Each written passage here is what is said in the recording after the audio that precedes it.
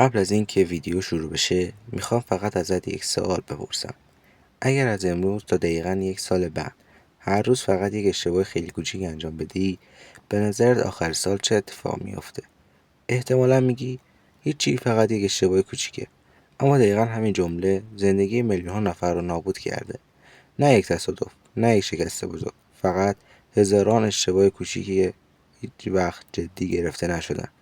و عجیبتر این که بیشتر آدما حتی نمیفهمن دارن این اشتباه رو تکرار میکنن. شاید تو هم یکی از اونا باشی. اجازه بده برات یه داستان تعریف کنم.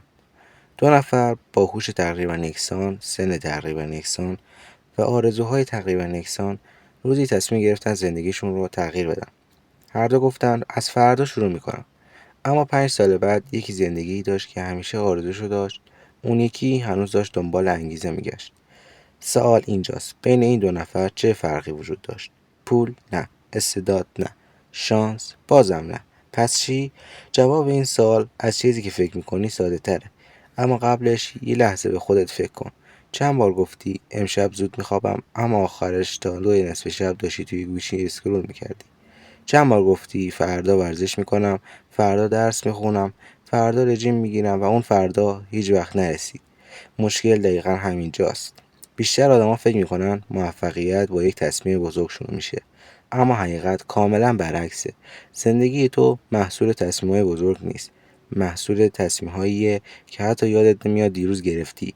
5 دقیقه بیشتر خوابیدن، 10 دقیقه بیشتر اسکرول کردن، یک بار عقب انداختن، یک اشکالی نداره. اینها کوچک به نظر میان، اما هر بار که تکرار میشن دارن به مغزت رأی میدن، رأی به اینکه تو چه آدمی باشی. دانشمندان سالها روی مغز انسان تحقیق کردند و به یه نتیجه عجیب رسیدن. مغز بین حالت خوب و بد تفاوتی قائل نمیشه، فقط یه چیز براش مهمه: تکرار. هر کاری که بیشتر تکرار بشه برای مغز تبدیل میشه به مسیر پیشورز.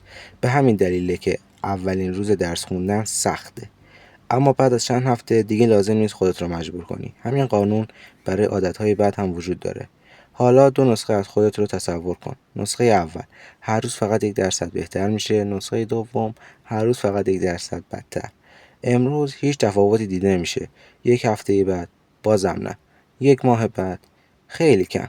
اما 3 سال بعد یکی داره زندگی رویاییشو میسازه، اون یکی هنوز منتظر یه شنبه جدیده. بزرگترین اشتباه بیشتر آدما این نیست که باهوش نیستن، این نیست که پولدار نیستن، این نیست که فرصت ندارن.